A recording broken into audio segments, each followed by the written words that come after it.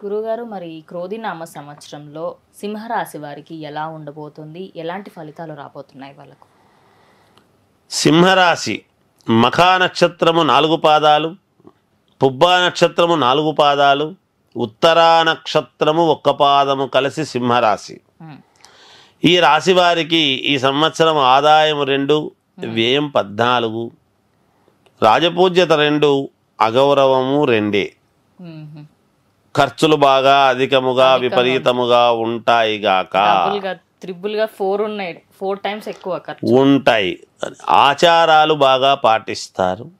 ఎప్పటి నుంచో వస్తూ ఉండేటువంటి ఆచారాన్ని మాత్రం విడిచే ప్రశ్న ఉండదు. గౌరవం పెరుగుతుంది, వీళ్ళ మాటకు విలువ పెరుగుతుంది. గృహలాభం, వీళ్ళు కూడా ఇల్లు కొనడము కానీ చేయటము కానీ మొత్తానికి ఇంతకు జరుగుతుంది. ధనలాభం కూడా ఉన్నది వీళ్లకు.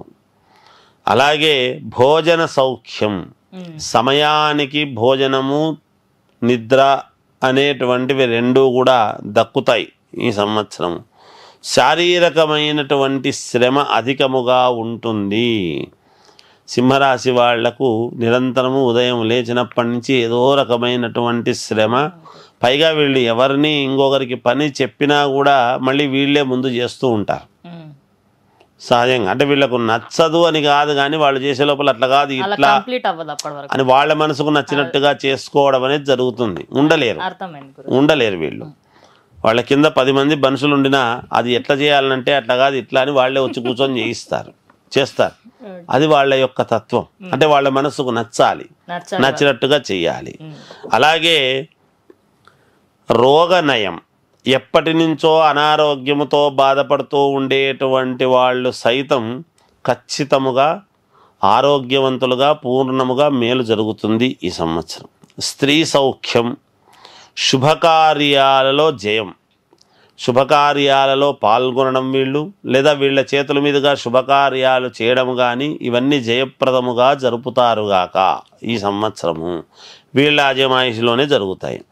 సోదరులతో చిన్నపాటి విభేదాలు అనేటువంటివి ఉంటాయి మామూలుగా.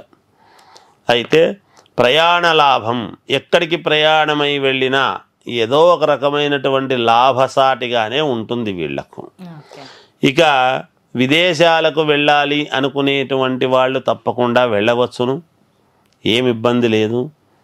అలాగే కోర్టులో ఏమైనా వీళ్లకు కావాల్సినటువంటి పనులు జరగాలి అంటే మనకు అనుకూలముగా రాబోతున్నది అనేటువంటిది సూచనప్రాయంగా తెలుస్తుంది. ఖచ్చితంగా విజయం వీళ్ళ వైపే ఉంటుంది గాక.